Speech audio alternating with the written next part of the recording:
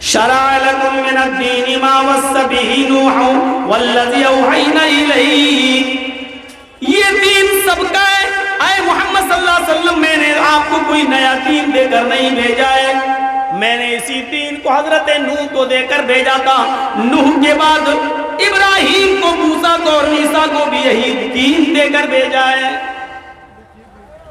ये वही दीन है जो आपसे पहले इब्राहिम लेकर गए, आपसे पहले मूसा और ईसा भी लेकर आए, आपसे पहले नूह को भी दिया गया।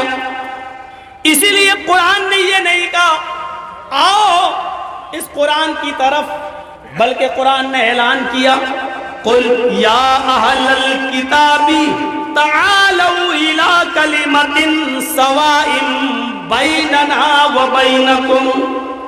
ऐ मोहम्मद सल्लल्लाहु अलैहि वसल्लम, आप ऐलान कर दीजिए, आए अहले किताब, आए यहूदियों, आए ईसाइयों, आए यहूदो नसारा, आए किताब वालों, आए यहूदियों, आए ईसाइयों, आओ एक ऐसे मूल मंत्र की तरफ। देखिए कुरान ने क्या कहा, आओ एक ऐसे कलमे की तरफ, तालौ इला कलिमतिन सवाइन बैनना व बैनकुम, आओ एक ऐसे कलमे की तरफ जो हमारे और तुम्हारे दरमियान बराबर है।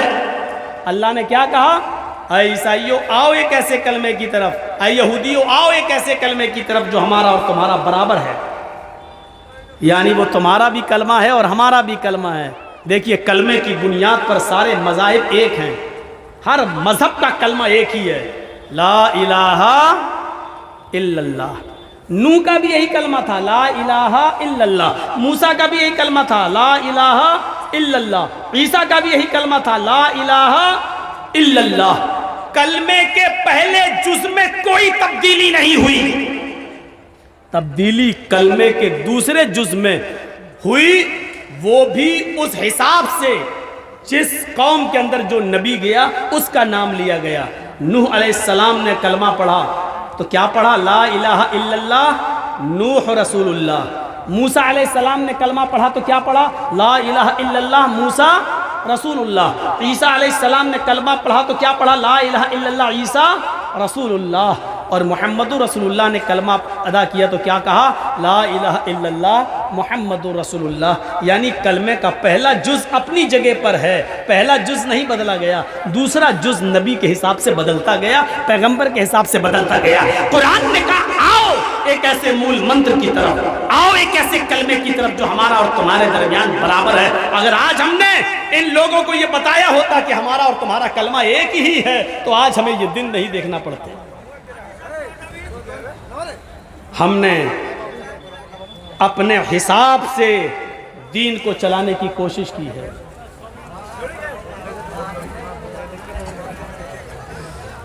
हमने अपने हिसाब से दीन को चलाने की कोशिश की है। हर चीज को हमने अपनी अक्ल की कसौटी पर परख कर खुद फैसला करना शुरू कर दिया कि ये जायज है, ये नाजायज है। दुनिया इल्म के हुसूल का जरिया दो चीजों को मानती है, हवासे खमसा और दूसरी चीज अक्ल। लेकिन हम मुसलमान इल्म के हुसूल का जरिया तीन चीजों को मानती हैं, हवासे खमसा, अक्ल और सिलसिले वही। फर्क को समझने की कोशिश कीजिएगा। स्टेज से ज़्यादा आवाज़ आ रही है भाई, स्टेज पर आवाज़ें नहीं आए। इल्म किन चीज़ों से हासिल होता है, हवा से खमसा, आँख, नाक, कान, ज़बान और हाथ। ये माइक है, ये क्या है हमें नहीं मालूम था, आँख से देखा तो पता चला ये माइक है। आँख ने देखकर इल्म हासिल किया है कि ये क्या है, माइक।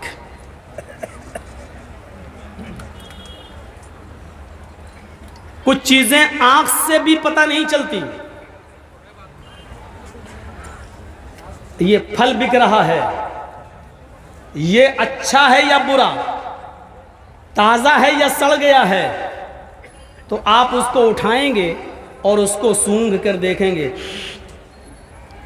घर में खाना जब सुबह से लेकर शाम तक रखा रहे और सुबह का खाना जब शाम को खाने की तैयारी होती है तो पहले उसको सूंघती हैं घर की औरतें कि देखें ये अभी सही है या बुस गया है, ख़राब हो गया है, तो उसको सूंघ कर देखती हैं। तो सूंघने के ज़रिए पता चल जाता है कि ये खाना अभी सही है या ख़राब हो गया है, खाने के लायक है या सड़ गया है। तो इल्म का हासिल करने का दूसरा ज़रिया क्या है? नाक। आँख से पता चल गया ये क्या चीज़ है, नाक से पता चल गया कि ये चीज़ खाने के लायक है या नहीं। एक चीज़ है हुसूल इल्म के लिए ज़रिया कान। हमें पता नहीं ये क्या है, नहीं जानते, पहली बार देखा, किसी से पूछा कि ये क्या है, तो पहली चीज हुसूल इल्म के लिए क्या है? आंख। पता चल गया, हमें सूंघ के पता चल गया कि ये क्या चीज है, अच्छी है बुरी। हमने कभी माइक को नहीं देखा है, पहली बार मेरे सामने आ गए, ये माइक है, ये कैमरा लगा है, पहली बार हमने देखा, लेकिन हमें मालूम नहीं क्या है। तो हमने किसी से पूछा भाई ये क्या है, उसने कहा ये कैमरा है। मेरे कान ने सुना कैमरा, फोटो लिया जाता है, तो कान इस कैमरे के इल्म का जरिया बना, यानी कान से सुनकर इल्म हासिल हुआ कि ये क्या है। ये क्या है साहब, पहली बार देख रहा हूं, ये माइक है। अब मेरे कान ने माइक सुना तो सुनकर हमें इल्म हासिल हुआ कि ये क्या है, माइक है। एक चीज होती है जबान, जिससे इल्म हासिल होता है। ये चीनी है, हमने कभी नहीं खाई है, कैसी है हमें इसका इल्म नहीं है। जब जबान पर रखा और चखा और टेस्ट किया तब जबान ने बता दिया कि ये मीठी है। नमक का जब टेस्ट किया तो उसने बता दिया कि ये नमकीन है। मिर्च का जब टेस्ट किया तो उसने बता दिया कि ये तीखी है। तो जब पता चला तो इल्म के हुसूल का चौथा जरिया क्या है, जबान। आंखों से हम अंधे हैं, हमें पता नहीं है, लेकिन हमने छू के देख लिया, हाँ ये है, ये तार लगे हैं, हाँ हेलो हेलो, हाँ माइक है। तो हाथ से छूने के बाद हमें पता चला कि ये क्या है, माइक है। आंखों से अंधे हैं, नहीं देखा कभी माइक, अब छू के देख रहे हैं, हाँ माइक। तो हाथ भी इल्म के हुसूल का एक जरिया है। इल्म इन चीज़ों से हासिल होता है। समझ गए ना आप? बहुत कीमती बात बताने जा रहा हूं, ज़रा गौर से सुनिएगा। इल्म के हुसूल का एक जरिया और है, और वो है अक्ल। वो है अक्ल। ये माइक हमने देखा, ये इल्म हासिल हो गया है कि माइक है,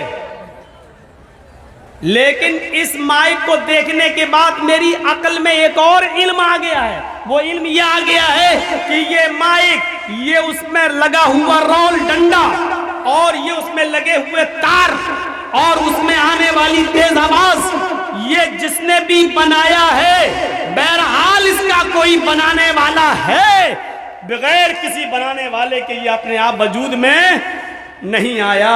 हमारी अक्ल ने हमें एक इल्म ये दे दिया है कि ये मोबाइल, ये माइक बगैर किसी बनाने वाले के वजूद में नहीं आ सकता है। हमने ज़मीन देखी तो यकीन हो गया, हमारी अक्ल ने बताया है कि इस ज़मीन का बनाने वाला भी कोई है। हमने आसमान पे नजर डाली तो यकीन हुआ, अक्ल ने बावर कराया, इस आसमान का बनाने वाला भी कोई है। हमारी नजर चांद पे पड़ी, सूरज पे पड़ी, सितारों पे पड़ी, सैयारों पे पड़ी।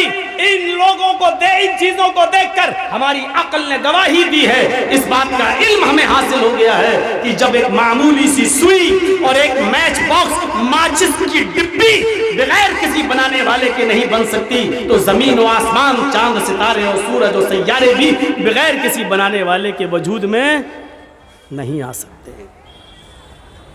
ये दो चीजें आप याद रखिएगा। दुनिया ने हुसूल इल्म को इन्हीं दोनों चीज़ों में बांटा है।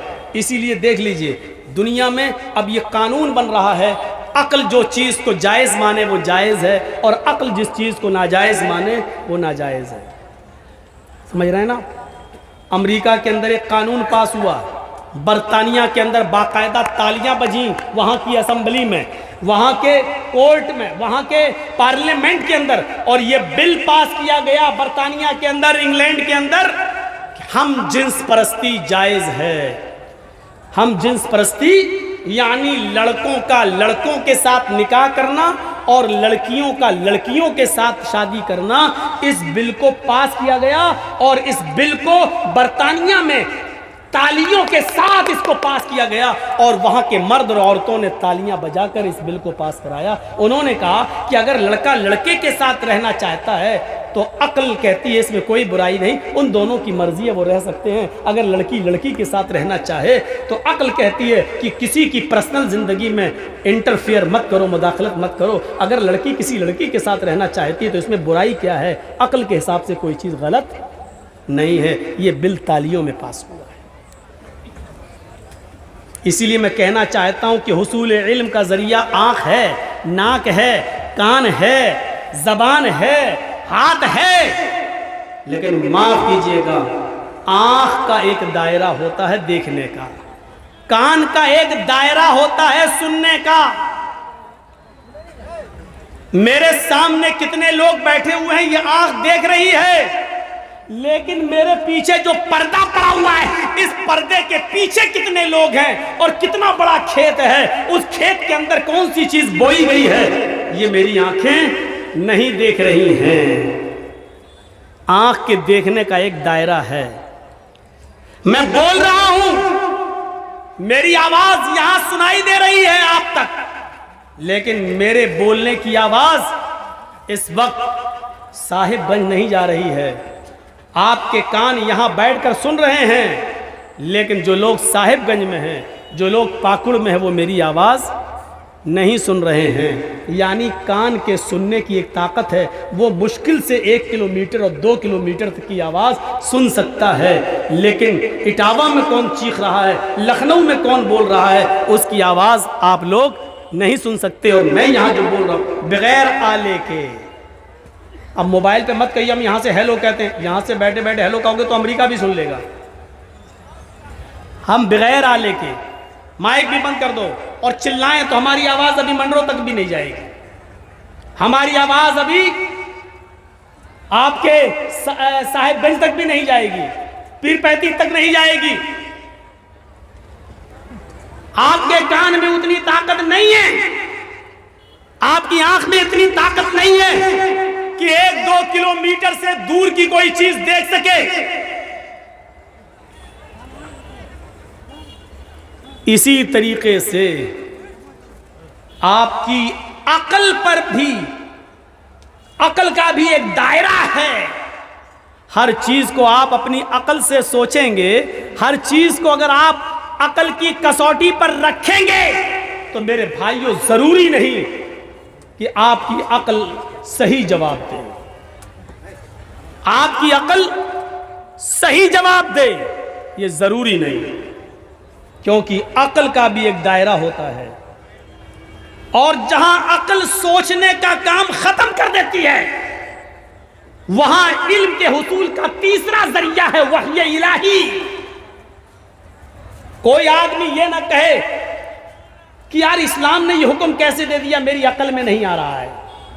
मसलन इस्लाम का एक उसूल है, जिना लड़का और लड़की के दरमियान हुआ है, सुनिए बड़े गौर से, तो कुरान क्या कहता है, 4 गवाह पेश करो।